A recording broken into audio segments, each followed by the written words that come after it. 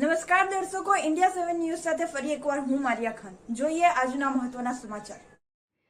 માંડવીનગર ખાતે ઓપરેશન સિંદૂર અંતર્ગત તિરંગા યાત્રા કાઢવામાં આવી.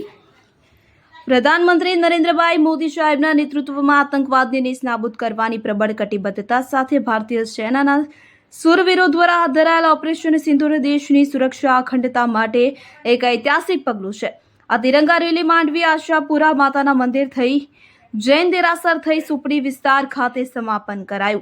માંડવીના વતની એવા અનસુયાબેન કાપડિયાએ આર્મી ફંડ 54,000 અને પીએમઓ ફંડમાં 54,000 એમ કુલ 1,08,000નું માતબર દાન કે જે ચેક અર્પણ કરી રાષ્ટ્રભાવના બિરદાવી હતી. આ અવસરે ગુજરાત રાજ્ય કક્ષાના મંત્રી શ્રી કુંવરજીભાઈ હળપતિ, બારડોલી લોકસભાના સાંસદ શ્રી પ્રભુભાઈ વસાવા, સુરત જિલ્લા ભાજપ પ્રમુખ ભરતભાઈ રાઠોડ, સુરત જિલ્લા ભાજપ મહામંત્રી જીગરભાઈ નાયક, સુરત જિલ્લા ભાજપ પ્રમુખ ઉપપ્રમુખ અને માંડવી તાલુકા પ્રભારી વિકાસભાઈ પટેલ, સુરત જિલ્લા ભાજપ મંત્રી ડોક્ટર આશીષભાઈ ઉપાધ્યાય, જિલ્લા પંચાયત સભ્ય રોહિતભાઈ પટેલ, માંડવીનગર પ્રમુખ પ્રિતેશભાઈ રાવળ, માંડવી તાલુકા પ્રમુખ અનિલભાઈ ચૌધરી, માંડવીનગર પૂર્વ પ્રમુખ નટુભાઈ રબારી, નીતિશભાઈ શુક્લ, માંડવી તાલુકા પૂર્વ પ્રમુખ દિનેશભાઈ પટેલ, માંડવી નગરપાલિકા પ્રમુખ નિમેશભાઈ શાહ, સંગઠનના હોદ્દેદારો, ચૂંટાયેલા સભ્યો તથા જિલ્લામાંથી પધારેલ મહાનુભાવો, માંડવી નગર અને તાલુકાના ભાઈ બહેનો અને યુવા મિત્રો, રાષ્ટ્રભાવના સાથે વિવિધ સંસ્થાના પ્રતિનિધિઓ, ડોક્ટર, વકીલો તેમજ તમામ વર્ગના નાગરિકો તિરંગા યાત્રામાં